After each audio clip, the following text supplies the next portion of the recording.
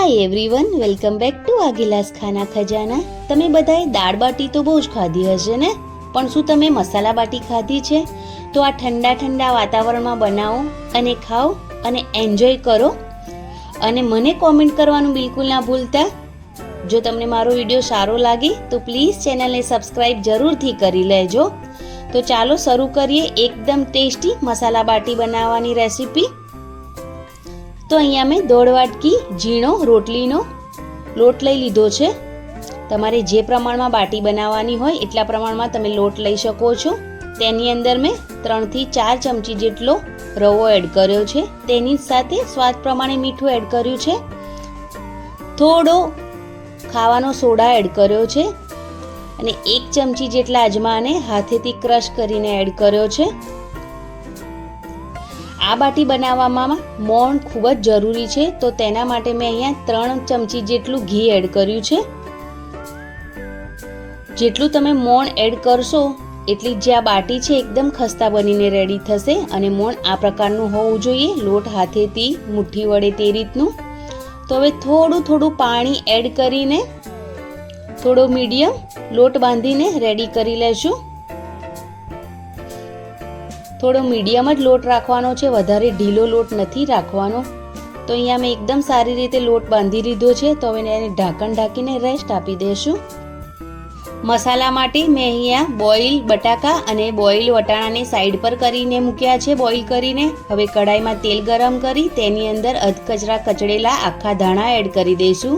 તેની સાથે 1 ચમચી જીરું, આદુ લસણ અને લીલા મરચાંની પેસ્ટ એડ કરી દઈશું. અને આ બધી જ વસ્તુને તેલ સાથે એકદમ સારી રીતે શેકી લઈશું. થોડા મસાલા કરીશું, તો તેના માટે મેં અહીંયા અડધી ચમચી લાલ મરચું પાવડર, અડધી ચમચી જેટલી હળદર, મીઠું સ્વાદ પ્રમાણે એડ કરીશું અને તેને પણ એકદમ સારી રીતે મિક્સ કરી લઈશું.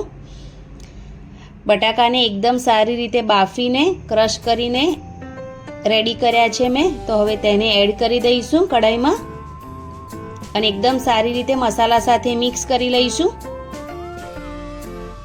અહીંયા બટાકા અને વટાણાને પહેલેથી જ બોઇલ કરીને રાખવાના છે.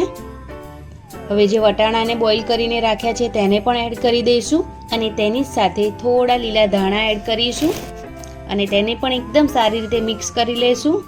અને એકદમ ચટપટ એવો મસાલો રેડી થઈ ગયો છે બાટી માટે. તો હવે તેને ઠંડો થવા દઈશું અને તેને સાઈડ પર મૂકી દઈશું. હવે લોટ ચેક કરી લઈએ. તો લોટને એકદમ સારી રીતે રેસ્ટ મળી ગયો છે. તો હવે તેમાંથી લુવા કરી લઈશું. જે પ્રમાણે તમારે બાટી બનાવવાની હોય એ પ્રમાણે થોડા હાથેથી લુવા કરી તેને ગોળ ગોળ કરીને જે રીતે કચોરી બનાવીએ બસ તે જ રીતે બનાવવાનું છે. તો ગોળ ગોળ કરીને તેની અંદર જે મસાલો રેડી કર્યો છે તેને ભરી લઈશું. આ બાટી ફાટવાનો કે તૂટવાનો ડર રહેતો નથી, એટલે તમે આરામથી તમારે જેટલો મસાલો ભરવો હોય તે પ્રમાણે તમે મસાલો ભરી શકો છો. એમ તમે સાદી બાટી તો બહુ જ ખાધી હશે, પણ એકવાર આવી મસાલા બાટી તમે જરૂરથી ટ્રાય કરજો. ખૂબ જ સરસ લાગે છે. આ મસાલા બાટી તમે એમ પણ ખાઈ શકો છો, તમને એમાં દાળની પણ જરૂર નહીં પડે, એટલી ટેસ્ટી આ બાટી બનીને રેડી થાય છે. અને આ બાટી તમે ઓવનમાં કે ફ્રાય પણ કરી શકો છો અથવા તો તમે અપ્પા પેનમાં પણ બનાવી શકો છો. તો બસ આ જ રીતથી મસાલો એડ કરીને એકદમ સારી રીતે પેક કરી દઈશું અને આ જ રીતથી બધા જ બાટી બનાવીને રેડી કરી લઈશું. આપણે આરામથી ફટાફટ બનીને રેડી થઈ જશે. તો બાટી બનીને રેડી થઈ ગઈ છે. તો તેની પર આપણે ચાકુની મદદથી થોડી કટ લગાવી દઈશું, જેથી દેખાવે પણ બાટી ખૂબ જ સરસ લાગે. આ ઓપ્શનલ છે, તમારે કરવું હોય તો કરવાનું, નહીં તો એમ પણ તમે સ્કીપ કરીને બાટી શેકી શકો છો. તો બાટી રેડી છે. તો હું અહીંયા અપ્પા પેનમાં બાટી બનાવી રહી છું, તેને શેકીશું. તો તેની અંદર પહેલાં મેં થોડું તેલ એડ કર્યું છે અને એકદમ મીડિયમ ગેસ પર હવે તેની અંદર બાટી એડ કરી દીધી છે. આ બાટીને શેકવામાં કમસે કમ 15 થી 20 મિનિટ જેટલો ટાઈમ લાગે છે. ધીમા ગેસ પર એકદમ સારી રીતે આ બાટીને આપણે શેકી લઈશું. થોડો ટાઈમ વધારે લાગે છે, પણ બાટી અંદરથી પણ એકદમ સારી રીતે શેકાઈ જશે અને એકદમ સરસ બાટી શેકાશે તો ખાવામાં એકદમ સરસ ક્રિસ્પી અને ખાવાની મજા પડી જાય છે. તો થોડો ટાઈમ લાગે છે પણ એકદમ સરસ બાટી શેકાઈ જાય છે. તો તેને બંને સાઈડથી ઉલટ કરીને એકદમ સારી રીતે ઉપરથી ક્રિસ્પી થાય ત્યાં સુધી બાટીને અને તેનો કલર એકદમ સરસ ચેન્જ થઈ જશે. જ્યારે એ એકદમ સારી રીતે શેકાઈ જશે તો અહીંયા બાટી 20 મિનિટ જેટલો ટાઈમ લાગ્યો છે અને એકદમ સારી રીતે શેકાઈ ગઈ છે. તો હવે તેને બહાર કાઢી લઈએ ને આ જ રીતથી બાકીની બાટી પણ શેકીને રેડી કરી લઈએ. તો અહીંયા બાટી બનીને રેડી થઈ ગઈ છે.